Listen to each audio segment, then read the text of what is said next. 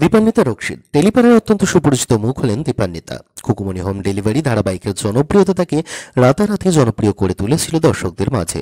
যদিও কুকুমনির আগে তাকে দেখা গিয়েছিল জনপ্রিয় ধারাবাহিক সাজের বাতিতে। কুকুমনি সাজের বাতি ছাড়াও তাকে দেখা গেছে জন্মাষ্টমী এবং তুতেতে। তবে দুটি ধারাবাহিকের কোনোটাই তেমন জনপ্রিয়তা পায়নি তার বাকি দুই ধারাবাহিকগুলোর মতো।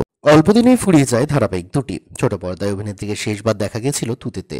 তারপর কেটেছে দেড়টা বছর, তবুও ছোট পর্দায় দেখা মেলেনি অভিনেত্রীর। বর্তমান সময়কালে দাঁড়িয়ে যেখানে অভিনেতা অভিনেত্রীরা একসঙ্গে দুটি ধারাবাহিকের সামঞ্জস্যতা বজায় রেখে কাজ চালিয়ে যাচ্ছেন সমান তালে, যেখানে অভিনেতা অভিনেত্রীদের একটা ধারাবাহিক শেষ হতে না হতেই দেখা যাচ্ছে অন্য এক নয়া ধারাবাহিকে বা পুরনো ধারাবাহিকে, এমতো অবস্থায় দাঁড়িয়ে কিনা অভিনেত্রীর দেখা মিলছে না ছোট পর্দার কোনো ধারাবাহিকে। আর তার কাজ বলতে হাতে আছে কেবলমাত্র একটি সিরিজের কাজ। ছোট পর্দায় কেন ফিরছেন না অভিনেত্রী, আর এত কমই বা কাজ কেন করছেন তিনি? সংবাদ মাধ্যমের এহেন প্রশ্নের জবাবে অভিনেত্রী জানান, গত কয়েক বছরে অনেক বড় সংস্থার সঙ্গে যোগাযোগ করেছি, কাজের সুযোগ চেয়েছি, কিন্তু তাদের ঘনিষ্ঠ যারা তারাই সেখানে সুযোগ পান।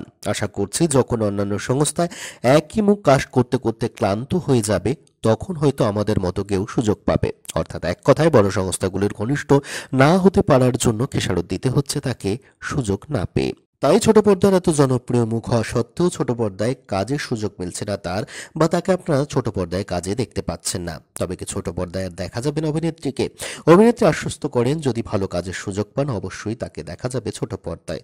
তবে শোনা যাচ্ছে লীনা গঙ্গোপাধ্যায়ের এক নতুন মেগা আসতে চলেছে এবং তাতে নাকি মধুমিতা সরকার, রনিতা দাস এবং দীপান্বিতা রক্ষিতকে দেখা যাবে। তবে মেগাতে তিনজন থাকছে, নাকি যে কোনো একজন অভিনেত্রীকে দেখা যাবে সে নিয়ে রয়েছে বিস্তর সংশয়।